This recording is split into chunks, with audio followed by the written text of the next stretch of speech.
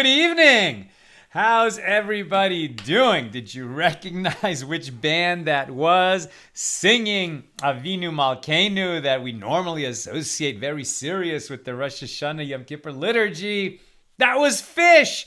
I guess a lot of people knew that, but I didn't know that Fish to Avinu Malkeinu. Now we know, and we're going to be looking at Avinu Malkeinu on today's daf. Let's light up the darkness. Who is with us as we get together to do some beautiful learning on a Tuesday night? Pauline in Arkansas, Nancy, North Carolina, Stephen in New Hampshire, Shandora in the Bronx, Yehuda in South Carolina, Patrice in Utah, Hannah in New York, Rebecca in LA, Paul in Chicago, Melissa in Great Neck, James in Indianapolis, Paul in the Great Northwest, Guy in Ohio, Sharon in New Jersey, Lucy in Minnesota, John in Sedona. Glad you're here, Lucy. Get back to you in one moment.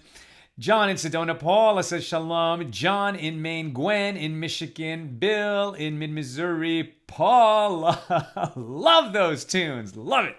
Awesome. Sharon, who knew? John Pittman, nothing seen. All the best. Awesome. Over there on the YouTube side, Lynn in North Texas, Aoife in Florida. Welcome, everybody. Tonight's episode of AT Daily is sponsored by Lucy Johnson, our very own Lucy Johnson.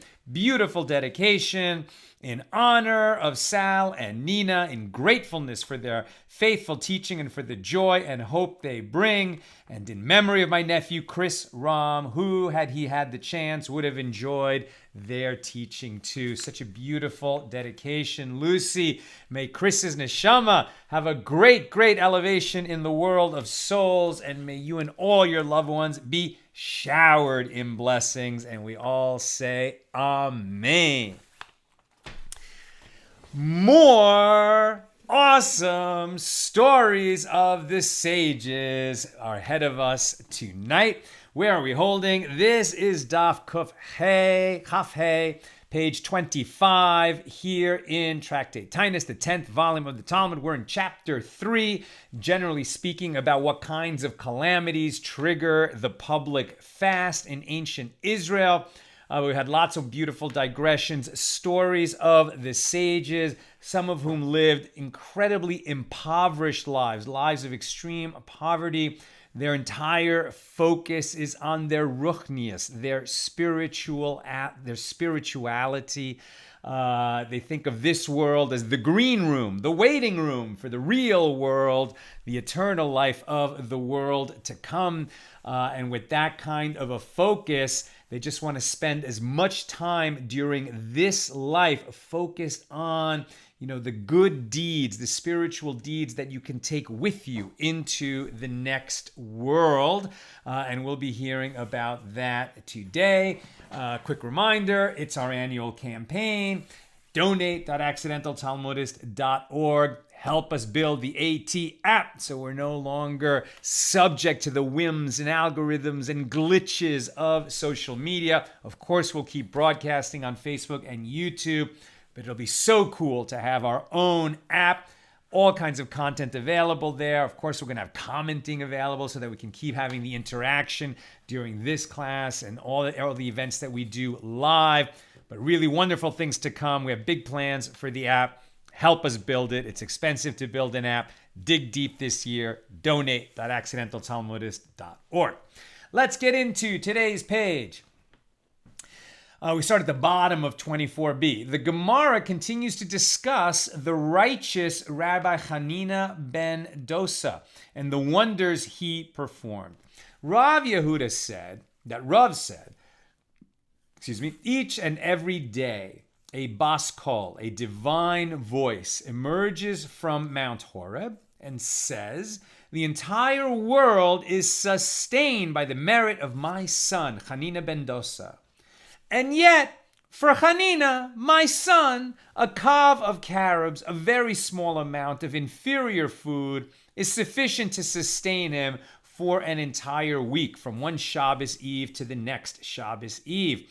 And the Gemara relates Rabbi Hanina ben Dosa's wife would heat the oven every Shabbos Eve, Friday afternoon, and create a great amount of smoke due to embarrassment, to make it appear that she was baking despite the fact that there was no bread in her house. She had a certain evil neighbor who said to herself, "Ha, now I know that they have nothing. What then is all this smoke?" And she went and knocked on the door to find out what was in the oven. Prototypical busybody neighbor. And Rabbi Hanina ben Dosa's wife was embarrassed. And she ascended to an inner room so she wouldn't have to deal with this neighbor.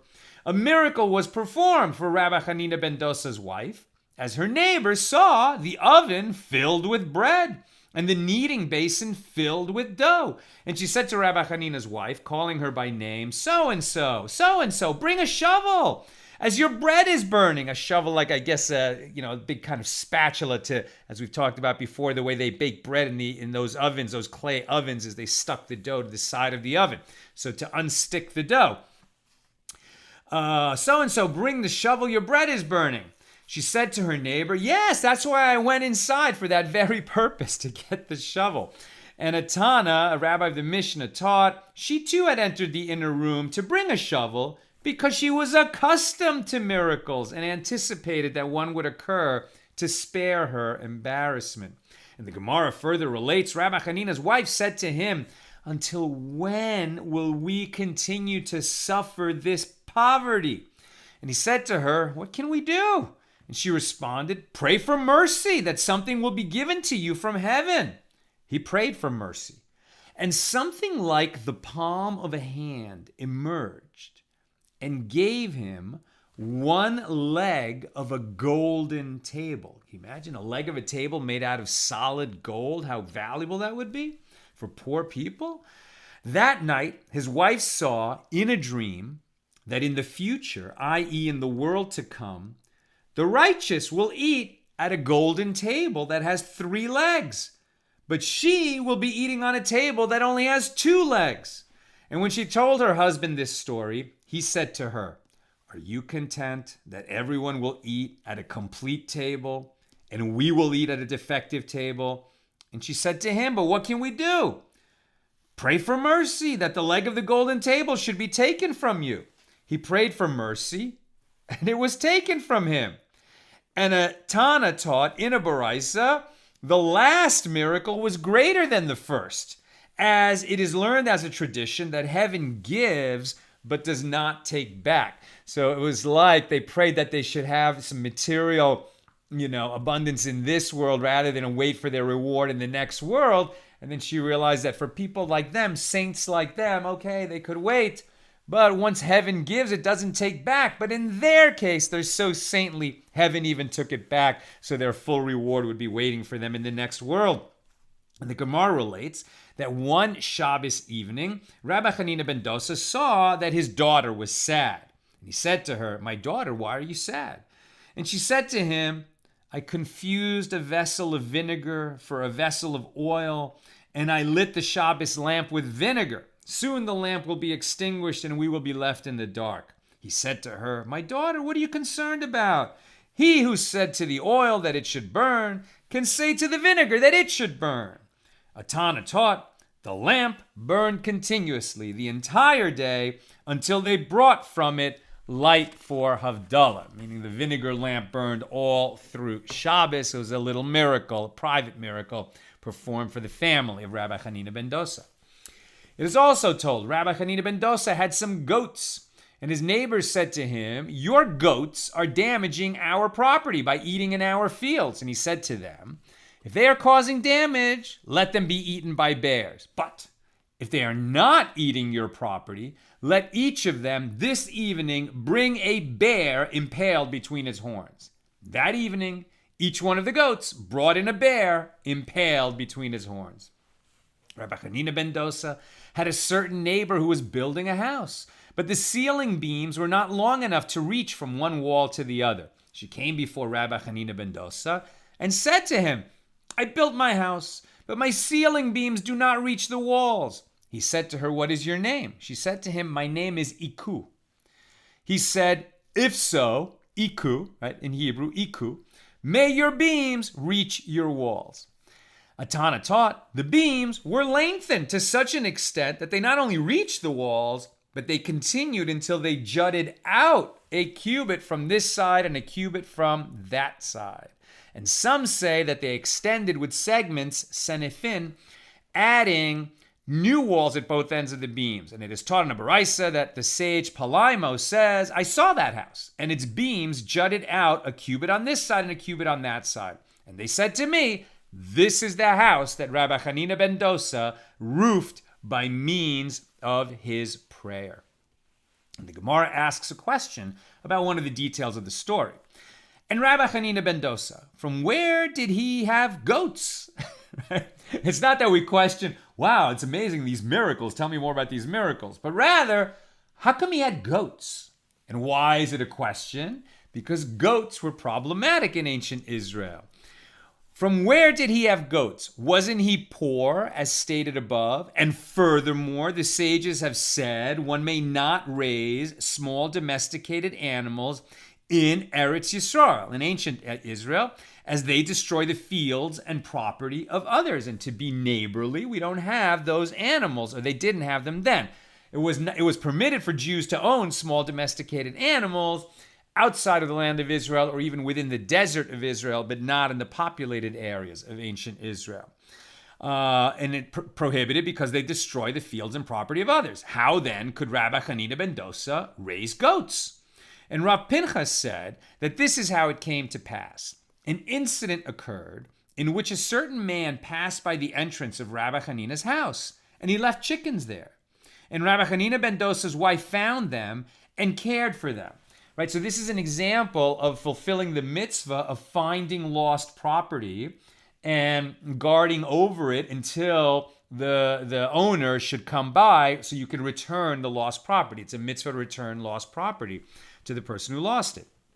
And Rabbi Hanina said to her, do not eat their eggs, as they are not ours. Right, so any property that's in their care belongs to the owner, and if the chickens lay eggs, that also belongs to the owner. They're so righteous. And the chickens laid many eggs, and chickens hatched from the eggs. And as the noise and the mess of the chickens were distressing them, they sold the chickens and bought goats with their proceeds. Now, once that same man who lost the chickens passed by and said to his companion, here is where I left my chickens. And Rabbi Hanina heard this and said to him, do you have a sign by which to identify the chickens? And he said, yes. And he gave them the sign, and Rabbi Hanina handed over the goats. And the Gemara concludes, and these are the very goats that brought bears impaled between their horns. So the goats that somebody complained about in the neighborhood, but it was a false complaint, they weren't even really Hanina's goats. They were the goats that he was watching as the property of the person who lost chickens, but it was too difficult to care for all those chickens, so they traded them for goats, just so that they could guard the same valued property and then return it to the one who lost. New subject. The Gemara relates more stories of desperately poor, righteous individuals. Rabbi Eliezer ben Pedat was hard-pressed for money. Once an act of bloodletting was performed on him, but he did not have anything to taste afterward. He took a clove of garlic and put it in his mouth. We've seen before that it was understood that if you had a bloodletting, that you needed to eat afterwards or your health would be in danger. But he was so poor he couldn't even afford the food, what to feed himself after the bloodletting. So he just took a clove of garlic and put that in his mouth. His heart became weak and he fell asleep. The sages came to inquire about his welfare, and they saw him weeping and laughing. An ray of light was shining from his forehead. When he awoke, they said to him, what is the reason that you were laughing and crying? And he said to them, the reason is that in my dream, the Holy One, blessed be he, was sitting with me. And I said to him, until when will I suffer such poverty in this world? And he said to me, Eliezer, my son, is it more convenient for you that I return the world to its very beginning? Perhaps you will be born in an hour of sustenance, and then you won't be poor. So this is interesting. Obviously, it's in God's power to just, shower him with unexpected wealth. But it's like, the way that God runs the world is to not perform miracles if it can be avoided at all. And so God is so elegant, he just arranges things to come out with the way he desires, but it looks like natural phenomena. So he says to him, well, look, the way you're existing in the world is like this. If you want to actually have material wealth, I could rearrange things by sliding the clock back and rearranging everything so that you would end up being a wealthy man. Shall I do that for you? Shall I do that for you? Perhaps you will be born in an hour of sustenance rather than being poor. So I said before him, Eliezer ben Pedat speaking, I said before him, you suggest doing all this to return the world to its beginning. And even then, is it only a possibility that things will be different and not a certainty? I said to him, to God, are the years that I have already lived more numerous, or the ones that I will live in the future more numerous? And God said to me, those years that you have already lived are greater. So I said before him, if so, I do not want you to recreate the world for the sake of a few brief years for me. God said to me, as a reward for saying, I do not want, I will give you, in the world to come, 13 rivers of pure balsam oil as large as the Euphrates and the Tigris for you to enjoy. And I said before him, this and no more. I don't know if he's being funny or if he's saying, well, look, I'll put up with any poverty here, but make me have a big, big reward in the world to come. Now it sounds a little demanding, right? Or maybe he was kind of joking around. I mean, you're giving me so much, only this and no more. At any rate, that's what it says. And God said to me, but if I give you more, what will I give your colleagues? I said to him, and do I request this from a person who does not have enough? You are omnipotent. You can give anything to anyone. You have no limits. And you are omnipotent.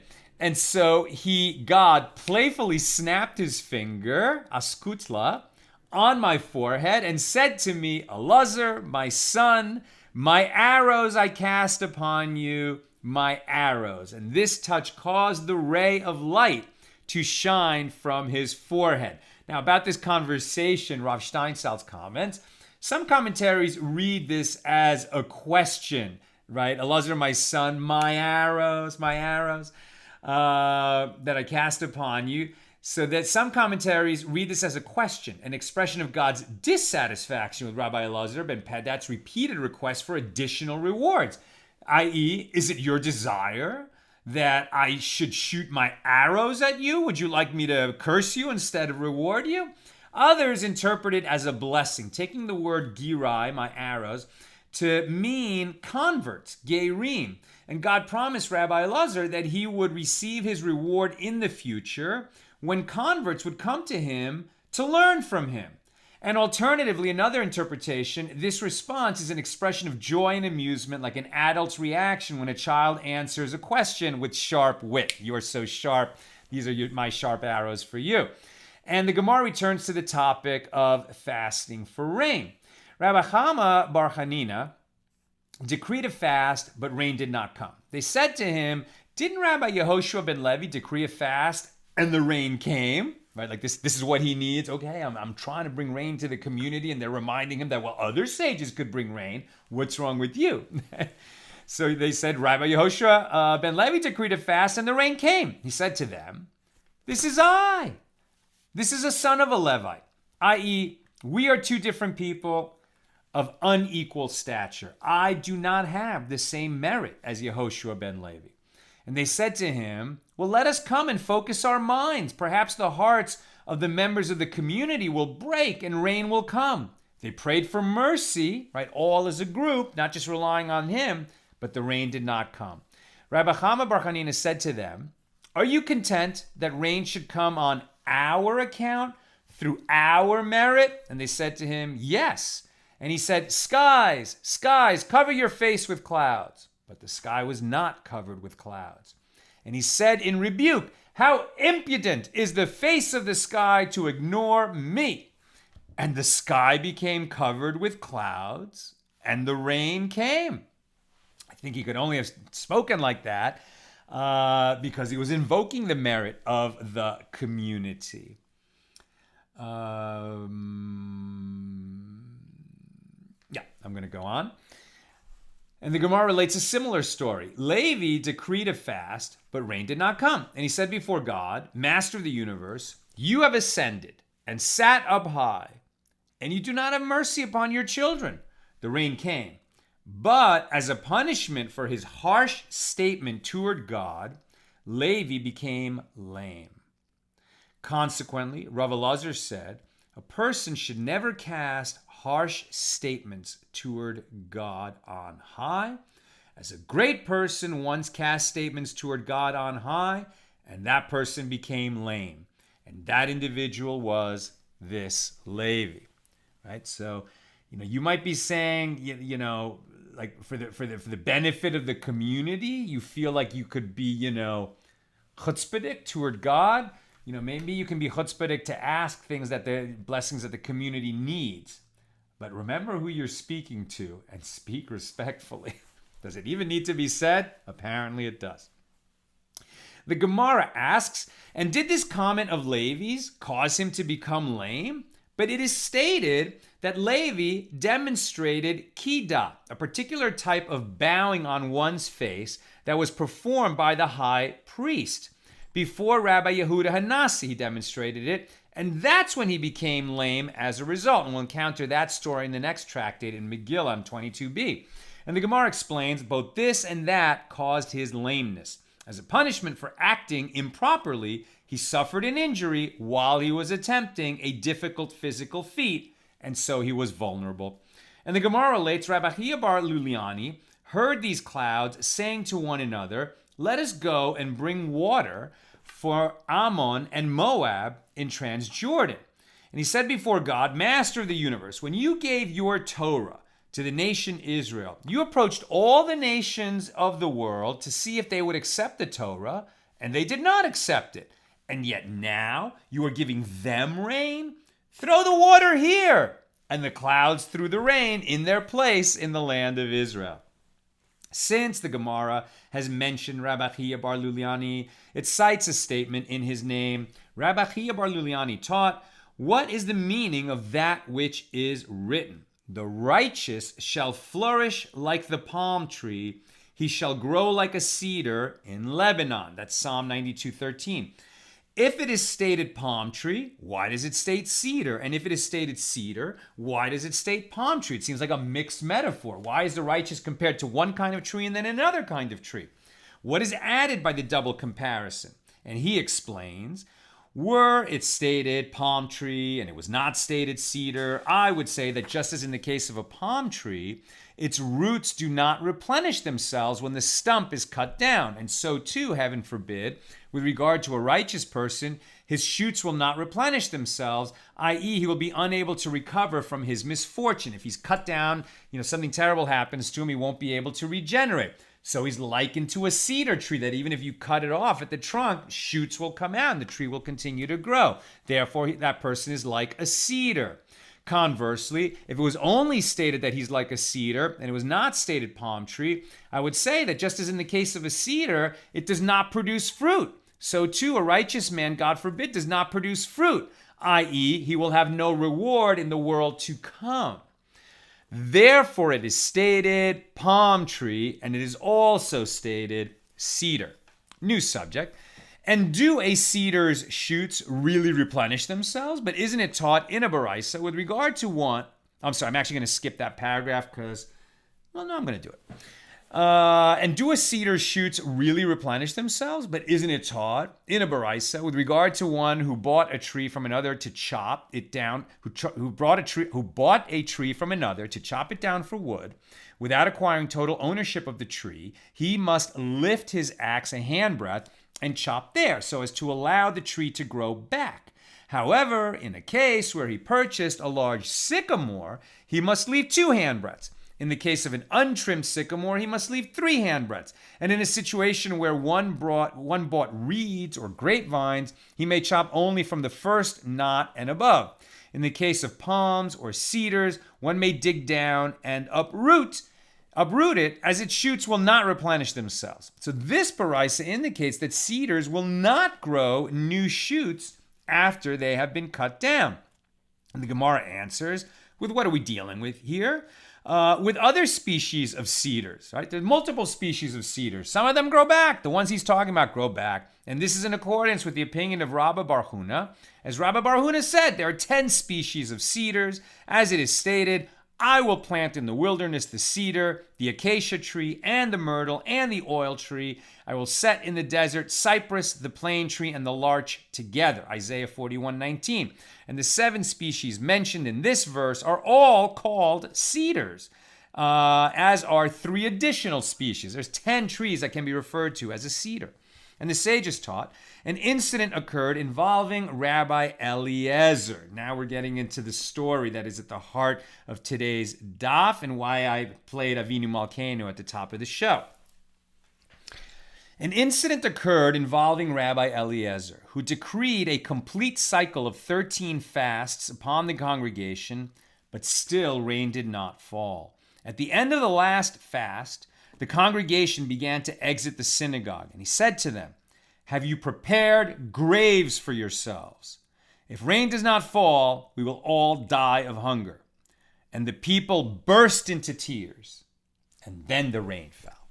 Right? So it wasn't real to them, even after fasting 13 days. But when he said to them, "You're all going to die," it became real to them. And then they cried, and it was that broken heart, that appeal to God from the place of a broken heart that finally brought mercy from heaven. There was another incident involving Rabbi Eliezer, who descended to serve as the prayer leader before the ark on a fast day. And he recited 24 blessings, but he was not answered. Rabbi Akiva descended before the ark after him as the prayer leader, and he said, "Avinu Malkeinu, ein lanu melech ela ata," right? Our Father, our King, we have no king other than you. Avinu Malkeinu, our Father, our King, for your sake, have mercy on us. And the rain immediately fell. And the sages were whispering among themselves that Rabbi Akiva was answered, while his teacher, Rabbi Eliezer, was not. Now, when Rabbi Eliezer was the prayer leader, what did he do? Right? He did the 24 blessings that we're talking about that are part of the prayer, the Amidah, on a public fast day decreed in the face of a drought. And the rain didn't come. Now Rabbi Akiva comes to lead the congregation, and he says the Avinu Malkeinu prayer, right? That we find so holy, and that's become part of our high holidays liturgy. Was the rain sent because Rabbi Akiva's prayer, Avinu Malkeinu, was the better prayer? No. A divine voice, a baskol, emerged and said, "It is not because this sage, Rabbi Akiva, is greater than that one, Rabbi Eliezer, but that this one, Rabbi Akiva, is forgiving, and that one is not forgiving." God responded to Rabbi Akiva's forgiving nature in kind by sending rain. Why does God withhold the rain? Because the community has sinned, right? They've sunken low in their spiritual stature. Their transgressions have added up. And God, is sending them a message, right? You don't merit to have the rain in its proper time. Rabbi Eliezer, who is not of a very forgiving nature, and we'll see that when we get to that famous story of the oven of Achnai, God didn't bestow the rain in his mercy for Rabbi Eliezer. For Rabbi Akiva, he did, because it was Rabbi Akiva's nature to be forgiving with others, and so that prayer was heard, and God became forgiving with us at that moment. Good lesson there. The sages taught in a baraisa how much rain must fall for the community to cease their fast. They've started fasting, right, because the rain hasn't come. And then on their fast day, the rain comes. How much rain has to fall where they can just say, okay, we're done. Our prayers have been answered. We don't have to fast anymore. If the rain penetrates the soil by the full depth of the blade of a plow until the spot where it bends, they may cease fasting. That's the statement of Rabbi Meir. The rabbis who overrule Rabbi Meir, say it's a different measurement. If the earth is completely dry, the soil must become moist to a depth of a handbreadth. For average soil, they must wait until the moisture reaches a depth of 2 handbreadths. And if it is worked soil, i.e. soil that has been plowed, then the moisture must reach to a depth of 3 handbreadths. Now I'm going to skip a few paragraphs so we have time for questions. The Mishna teaches if they were fasting for rain and the rain fell for them before sunrise. Right, the Mishna at the beginning of this chapter, it says that if they were fasting for rain and then the rain came, but it came before sunrise, right? So they haven't done the morning prayers yet. They need not complete their fast until the evening. And the sages taught if they were fasting for rain and rain fell for them before sunrise, they need not complete their fast, as the obligation to fast does not even come into effect until sunrise. However, if rain fell after sunrise, then they must complete their fast all the way up until that evening. This is the statement of Rabbi Meir.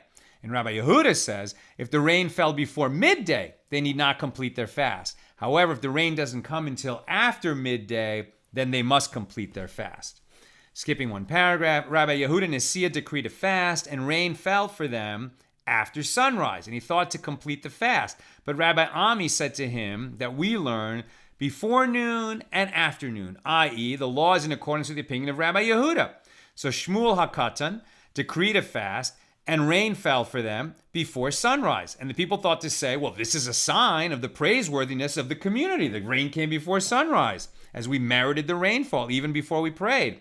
And Shmuel HaKatan said to them, I will tell you a parable. To what is this matter comparable? To a situation where there's a slave who requests a reward from his master, either food or livelihood.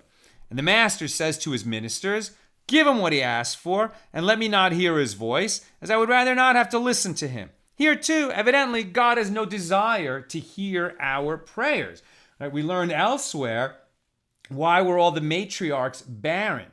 Right? Sarah, Rebecca, Rachel, all had trouble conceiving, and we learn why was that? Because God desires the prayers of the righteous, right? And both the matriarchs and the patriarchs prayed that they would be blessed with a child, and God, those prayers are dear to God. Here, this community, that Shmuel is telling them, you know what? God sent the water because he didn't even want to hear our prayers. We're distasteful to God. He just said, okay, it's enough. They've been, you know, the message was received that the drought was threatened and they went a long time without rain, but enough. I don't want to hear their prayers. Again, on another occasion, Shmuel HaKatan decreed a fast because the rains were late, and the rain fell for them after sunset at the end of the day. Based on his previous response, the people thought to say, well, this is a sign of the praiseworthiness of the community, as God listened to our prayers all day. And Shmuel HaKatan said to them, no, it is not a sign of the praiseworthiness of the community. Rather, I will tell you a parable. To what is this matter comparable? To a situation where there's a slave who requests a reward from his master, and the master says to his ministers, wait until he pines away and suffers, and afterward give it to him. Here too, the delay is not to the congregation's credit. I'm almost done. Any questions, get them in. And the Gemara asks, but if so, according to the opinion of Shmuel HaKatan, what is considered the praiseworthiness of the community? What are the circumstances in which approval is shown from heaven? And the Gemara explains, when the prayer leader recites, he who makes the wind blow, and then the wind blows. And when the prayer leader recites, and he who makes the rain fall, and that's when the rain falls. That is when the community has found its way back into God's good graces. It was out of God's grace because the rain was late in coming, but they found their way back in if the rain is sent right as they're praying for it at that very moment. Okay, let's go to questions and comments. It's getting very dry here. Do I have a little bit of lip balm? Okay. Bill, so to clarify, the sage's ban on the possession of small domestic animals, which sounds like more than just goats, was in essence like the modern zoning rules that prohibit one from owning a rooster in my neighborhood, right?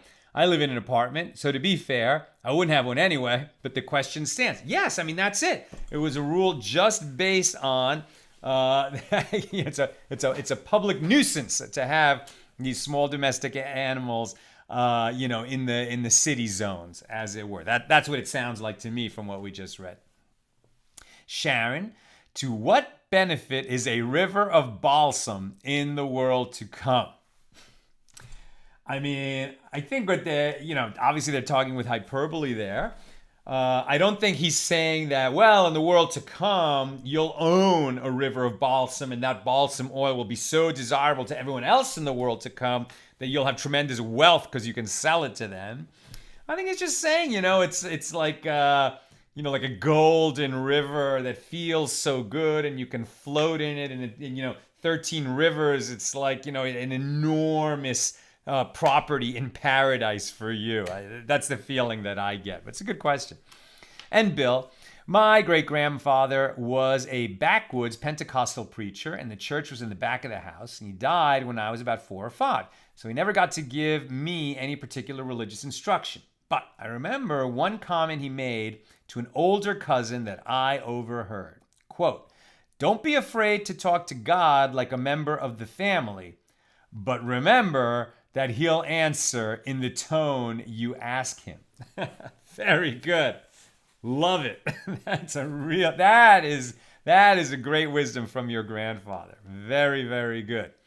And similar to what Rabbi Nachman says, right? He says you should talk to God like your best friend, right? And, like we wouldn't be all disrespectful to our best friend. And if we were, then we would get that tone right back from the best friend, except that God is the provider of everything. So the last person we want to address it with disrespect. All right, my friends, that's what I've got for us today. With God's help, we'll gather tomorrow for page 26 at 6 p.m. Pacific. Have a terrific evening.